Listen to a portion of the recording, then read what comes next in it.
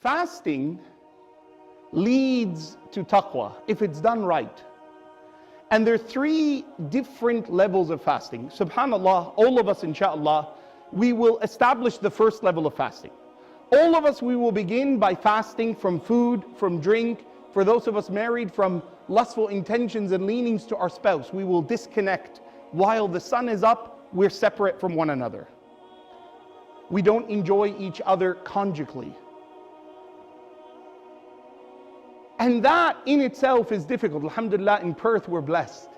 I think it's something like 10 or 11 hours of fasting. I was teasing some of my friends, who are, in those northern countries. Ya Allah, protect them. 16 hours, 40 minutes in Toronto, right? And some of the hottest temperatures that have been recorded, since people started beginning records, have been seen, like in Egypt and these countries where they're fasting 14, 15, 16, 17, 18 hours. Norway are fasting 20 hours. Allah be with them, Ya Rabb. Abstinence, that's tough.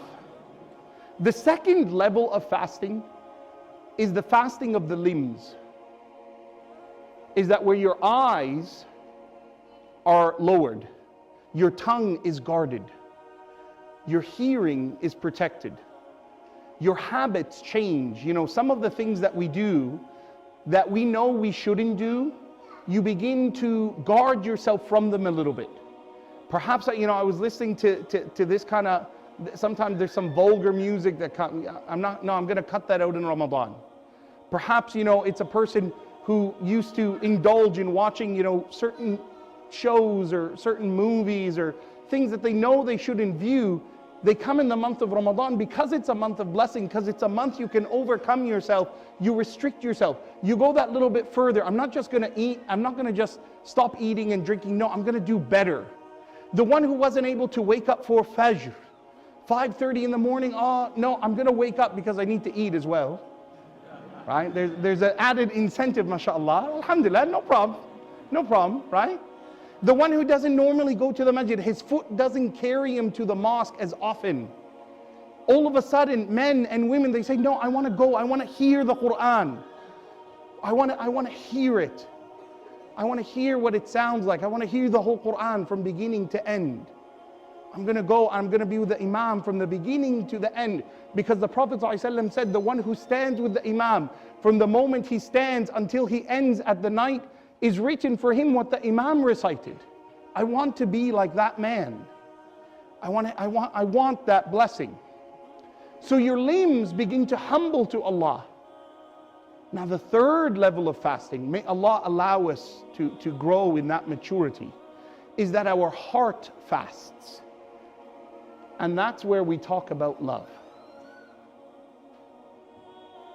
Is that all of a sudden, the fasting is not out of duty. And the obedience to God is not out of compulsion. And it's not because everyone around me does it. We're a Muslim family or we're the MSA or whatever it is. But the Lord of all that exists, who has provided for me for 11 months in the year, has asked me to consider the needs of others and feel the pain of others and share in the journey of others. And has asked me for little. And out of love and out of humility, I'm going to bow down to the one who created me and fashioned me.